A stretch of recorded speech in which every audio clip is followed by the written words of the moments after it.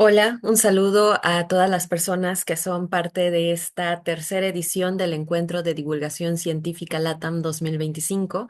Mi nombre es Silvia Crisanti Anguas, soy parte de la Universidad Autónoma de Yucatán y también en representación de mi asesora, la doctora Edith Cisneros Chacón, vengo a presentar esta que es nuestra aportación a la Revista Latinoamericana de Ciencias Sociales y Humanidades. Presentamos los resultados. Parte de los resultados de mi investigación doctoral titulada Comunicación Interpersonal y Cultura de Paz, un estudio en educación superior. Y para comenzar, quisiera hablar de por qué decidimos investigar sobre este tema. Bueno, pues porque identificamos este problema enorme en México de normalización de la violencia. México no solamente tiene un problema de violencia, sino que tiene un problema de normalización en ella, de ella como parte de la cultura. Y hay muchísimos autores y muchísimo investigación al respecto que hablan de la gravedad del problema y de la necesidad de transitar hacia una cultura de paz. Estas investigaciones, estos trabajos que se han hecho al respecto, detallan cómo la educación juega un papel fundamental para lograr alcanzar los valores de la cultura de paz. Se habla también de que se deben incluir esfuerzos en el plano cultural y simbólico. Y se habla de que como la comunicación es un elemento central en la transformación de este plano cultural y simbólico, pues puede ser un elemento importante para transitar hacia la cultura de paz. Sin embargo, uno de los problemas es que esta comunicación, que podría ser una gran herramienta, muchas veces es una simple reproducción de lo aprendido empíricamente. Y pues empíricamente, en un contexto en el que la violencia se ha normalizado, lo que sucede es que lo que se reproduce es en la comunicación es una vez más esta conducta violenta y esto ocurre incluso en la comunicación dentro de los espacios formativos, lo cual hace que la violencia genere este círculo vicioso.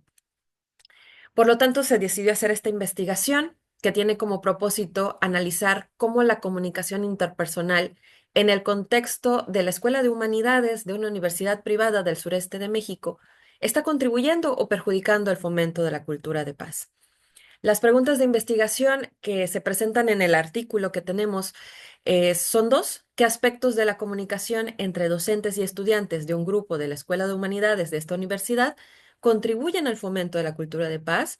Y la segunda es qué aspectos de la comunicación entre docentes y estudiantes de este mismo grupo perjudican el fomento de la cultura de paz.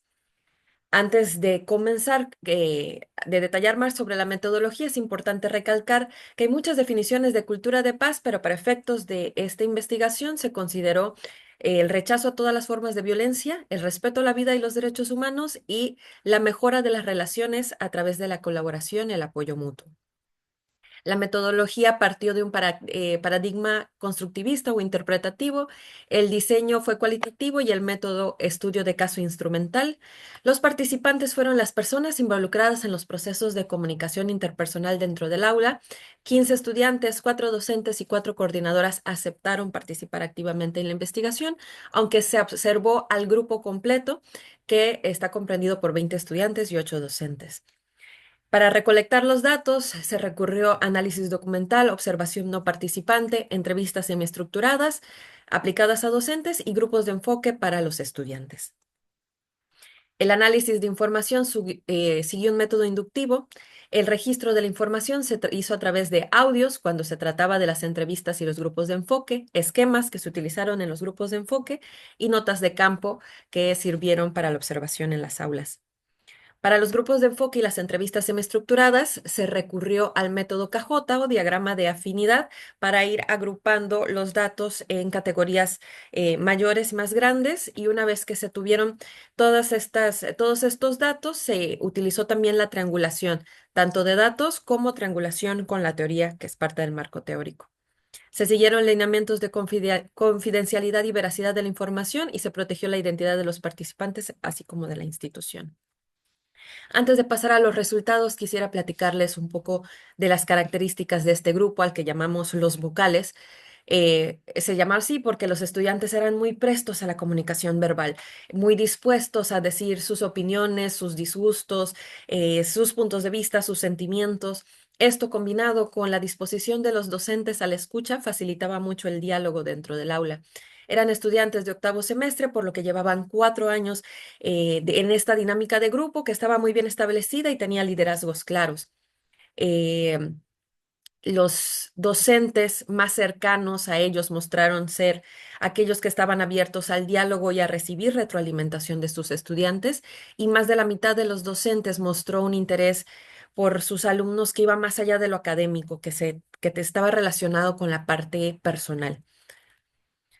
Respondiendo a la primera pregunta de investigación sobre cuáles eran los aspectos de la comunicación entre docentes y estudiantes que contribuyeron al fomento de la cultura de paz, se encontraron 6 aspectos. El primero era la comunicación empática de los docentes, que tenía que ver con todas las formas en las que los docentes hacían ver a través de su comunicación a los alumnos que les importaba lo que ellos tenían que decir y que no solamente los oían, sino que los escuchaban, que se interesaban por su punto de vista y por hacer que las clases de alguna forma fueran, tomaran en consideración lo que los alumnos estaban pasando. De parte de los docentes fue muy importante la retroalimentación de sus estudiantes, que básicamente era que se sentían escuchados y sentían que lo que compartían en clase tenía un propósito porque sus estudiantes les explicaban de qué manera eso les iba a servir más adelante, les servía en sus trabajos. La asertividad de las dos partes, la capacidad de expresar un punto de vista respetándote a ti, respetando a la otra persona. El uso del humor también fue muy beneficioso para la cultura de paz y la dinámica dentro del aula, sobre todo en cuestiones de tensión. La escucha activa, tanto de los docentes como de los estudiantes. Y una cosa muy interesante fue que el uso de modales y cortesías básicos como buenos días, por favor y gracias, se consideró uno de los aspectos que más benefició a la cultura de paz dentro de las aulas. Aquí hay algunos ejemplos de lo que dijeron los participantes. En cuanto a la comunicación empática, por ejemplo, una alumna dijo, está padre cuando los docentes preguntan el sentir de sus estudiantes. Algunos preguntan si nos aburría la clase o así, nuestra opinión sobre la clase. Un maestro del grupo dijo, entonces, digo, qué padre y qué chido que me identifiquen como alguien que mi consejo sirva para ellos. Me colocan como una persona que puede decirles algo que les va a sumar, hablando de la importancia de que sus estudiantes le dieran retroalimentación. En cuanto a la asertividad, se observaron ejemplos como un maestro que decía, pueden guardar silencio, por favor, jóvenes, vamos a prestar atención a su compañero. Ya sé que están cansados, escúchenme 5 minutos y ya nos vamos. U otros ejemplos, cuando se daba el diálogo, era tanto de docentes como estudiantes usaban frases como entiendo, pero no estoy de acuerdo, o yo opino diferente, o tengo otra forma de verlo, difiero, pero está bien tu punto, entre otros ejemplos. Y para los modales y cortesías, una maestra dijo, uno como maestro sabe cuándo vienen en son de paz, refiriéndose a sus estudiantes, con su banderita blanca. También te das cuenta cuando te van a pedir algo, pero los muchachos, las chicas son muy respetuosos conmigo y en el pedir está el dar, ¿ya sabes? Ahora, pasando a los aspectos de la comunicación entre docentes y estudiantes de esta aula que perjudicaban el fomento de la cultura de paz, se tuvieron 4. El primero fue la comunicación vertical, que se lo manifestaron los estudiantes hablando de aquellos docentes con los que sentían que no podían tener una retroalimentación, sino que simplemente la información iba de arriba para abajo y no podía ir en sentido contrario.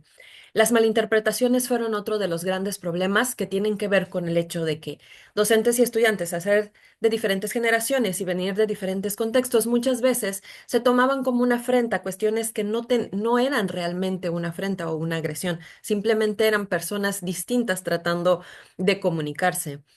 Habían también algunos tipos de prejuicios y cuando estos problemas o ruidos en la comunicación no se resolvían o no se cuestionaban ni se preguntaban, daba paso a malinterpretaciones que perjudicaban la cultura de paz.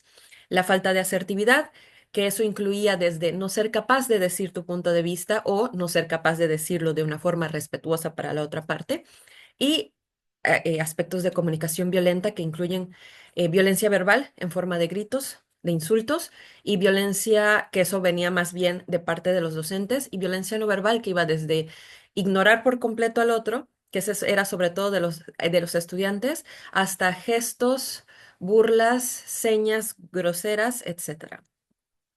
Algunos ejemplos, un alumno dijo respecto a la comunicación verbal, Si nos dan las órdenes, pero tampoco se prestan para ese diálogo, refiriéndose a su docente, considero que al menos los maestros que sí se involucran, si hay una buena comunicación, con los que no, pues hay como cierta indiferencia. A veces hay conflictos con esos maestros. Respecto a las malinterpretaciones, la coordinadora decía, me estoy enfrentando como docente a un tipo de estudiante que demanda otras formas en particular que yo desconozco. Creo que muchas veces eso sí atenta con el bienestar, porque eventualmente sí tenemos estudiantes diferentes y nuestros profesores, incluida yo, no necesariamente tenemos los recursos, pero no es una mala voluntad, solo es desconocimiento de lo que ellos necesitan en ese momento y se refería a esta parte del discurso de la comunidad LGBT y estas cosas que para los estudiantes eran importantes y que no todos los maestros podían comprender. La falta de asertividad se llegó a escuchar en el aula cuestiones como, es una porquería esto que entregaron, ya están grandes, jóvenes, si ustedes no quieren aprender, yo tampoco quiero enseñarles. Y algunas conclusiones a las que se llegan después de estos resultados es que la asertividad, la escucha activa y la empatía mostraron ser de los aspectos de la comunicación más beneficiosos para la cultura de paz. La presencia de violencia verbal y la falta de comunicación entorpecían el respeto, las relaciones armoniosas, el bienestar. La percepción de una relación desigual entre docentes y estudiantes fue uno de los factores en este grupo que más desfavoreció el diálogo, lo que a su vez perjudica la cultura de paz. En cuanto a las malinterpretaciones, la poca consideración del mundo del emisor al momento de decodificar el mensaje fue uno de los aspectos de la comunicación que más perjudicó la cultura de paz en este grupo. En cuanto a la comparación de los resultados con hallazgos de otras investigaciones, Gallego, Vázquez y Guisao Macías en el 2021 ya habían hablado del maltrato verbal y la falta de comunicación como uno de los principales problemas en instituciones educativas. McVeigh en el 2023 ya había señalado la falta de escucha activa como una deficiencia de la comunicación que puede generar crisis en las aulas.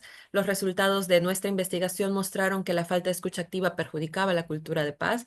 Alba Tamayo y demás en el 2018 y otros en el 2018 habían hablado del desconocimiento de la característica generativa de la comunicación que suscita utilización violenta, lo cual también se corroboró en este estudio al ver que muchas veces las personas no tenían esta idea de lo que su comunicación verbal y no verbal generaba en el otro y por lo tanto no se percataban de que estaban normalizando formas de violencia. Castillo Rocha y Montero Mendoza en el 2020 ya habían visto que los estudiantes tienen un problema para posicionarse frente al otro como un interlocutor válido, lo cual también se refuerza en esta investigación. Rosenberg en el 2013, con su propuesta de comunicación no violenta, ya había señalado la importancia de la expresión honesta y la recepción empática que mostraron ser tan importantes dentro de los resultados de esta investigación.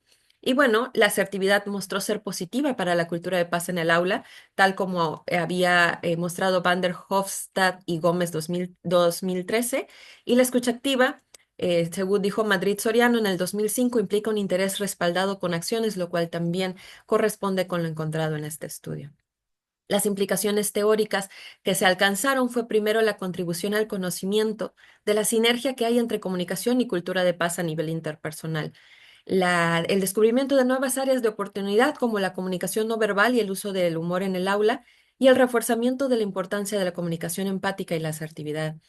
Como implicaciones prácticas, pues hay sugerencias para implementar estrategias de comunicación que sean más efectivas y amables dentro del aula. La principal limitación fue la particularidad del estudio, porque estamos hablando de un contexto muy específico y en este artículo se presenta solo los resultados de uno de los tres grupos. Y como recomendaciones, se propone indagar más sobre los beneficios para la cultura de paz del uso del humor y los modales, que mostraron ser cuestiones que parecen mínimas, pero fueron muy beneficiosas, y realizar estudios que profundicen sobre la relevancia de la comunicación no verbal que muchas veces se deja de lado, así como continuar con los estudios generales sobre comunicación interpersonal y cultura de paz.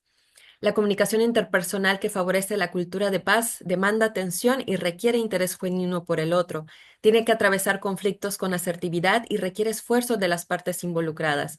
Por su parte, la comunicación que perjudica la cultura de paz muchas veces es un problema de forma y no de fondo, y suele tener origen en la falta de comprensión de las diferencias. La normalización de la violencia se manifiesta en la comunicación de forma espontánea, pero cuando hay una conciencia sobre lo que es violento, eso ayuda a corregir la comunicación educación hacia una que favorezca la cultura de paz. Aquí está mi correo electrónico por si tienen alguna duda y sin más, yo les agradezco mucho su atención. Voy a dejar de compartir en este momento. Muchas gracias.